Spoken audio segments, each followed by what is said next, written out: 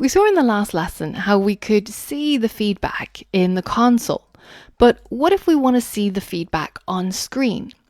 What I want to be able to happen is when the user taps on true or false as an answer to the question, I want this card, which is our canvas, to give us the feedback. So if I click this and it turns green for a second, then that means I got it right. And then afterwards, it goes straight to the next question. And when I get the wrong answer, it should flash red.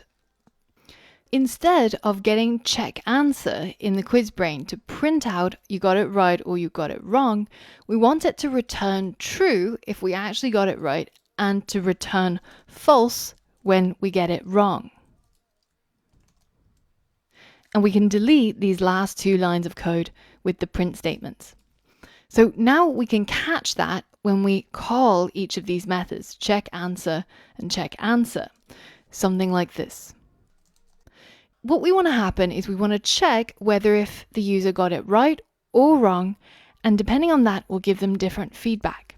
So we'll create a new method called giveFeedback, and this is going to take input in the form of whether if they got it right or not. Now all we have to do is to call self.giveFeedback and then pass in the output to this method call, like this.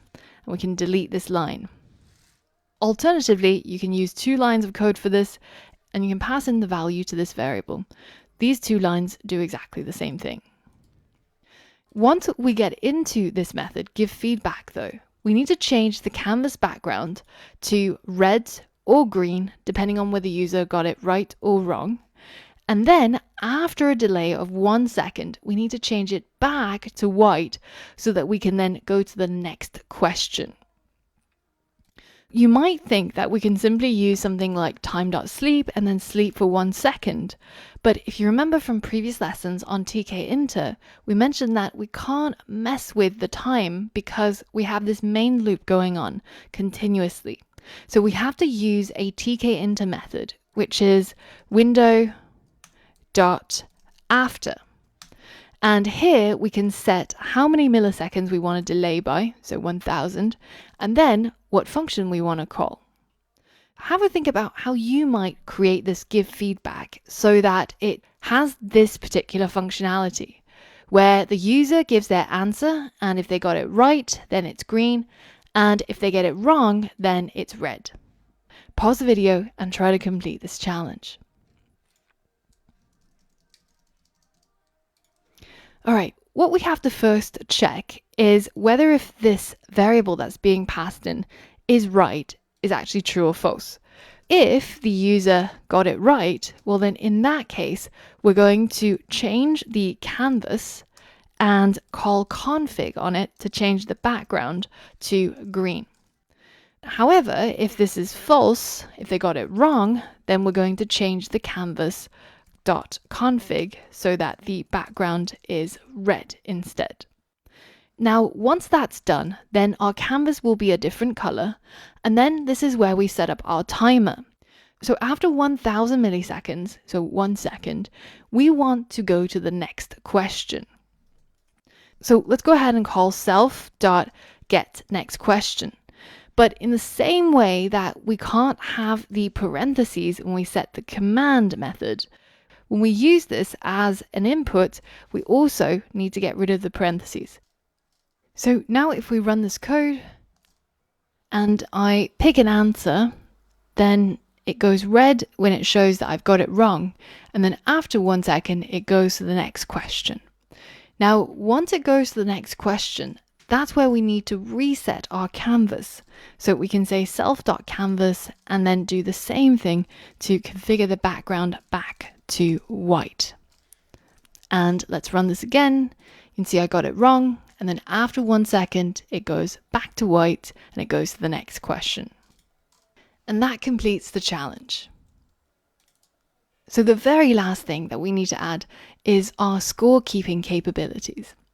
And all we need to do that is to pick out the value of the score from the quiz brain and populate it every time we get the next question. In addition to configuring the canvas, we're going to set the score labels config so that we change the text to the new score. This is going to be a f string, and we're going to say score colon, and then we're going to insert the self.quiz, which is the quiz brain object, and we're going to get its current score. Now you can see that every time we score a single point, then that value gets updated. Whereas if we get it wrong, then that score doesn't change at all. Now, the thing that we haven't seen yet is what happens when we get to the end of the quiz, because we know that we only have 10 questions. And once we get to the 10th question, you'll see that we actually get an exception thrown, index out of range. And that's because we've reached the end of our quiz, but we're still trying to get hold of the next question. So what we need to do is to check that we can actually get the next question. And to do that, all we need is an if statement tapping into our self.quiz, which is the quiz brain. And here, remember, we have a method called still has questions, which is either true or false. Now, if we still have questions remaining, then we're going to go to the next question. But otherwise, what we're going to do is we're going to update the canvas text so that we change the question text to actually tell the user that they've reached the end of the quiz. Now, there's just a few more bugs to iron out.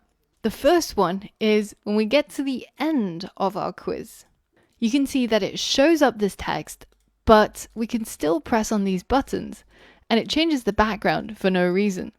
So we want to be able to disable these buttons once we reach the end of the quiz. And we also want to make sure that the canvas background is actually white again. So let's move this line of code out of the if statement so that no matter what happens, when we go to the next question, we always change the canvas background back to white. Now, in addition, we want to disable our true and false buttons. To do that, all we have to do is to tap into a keyword argument called state.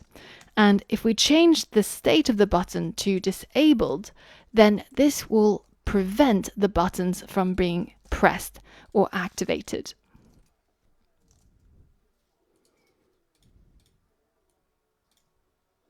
There you have it. Here's a upgraded quiz application that now has a graphical user interface which we can interact with, data that's completely generated from random and fetched from the Open Trivia database.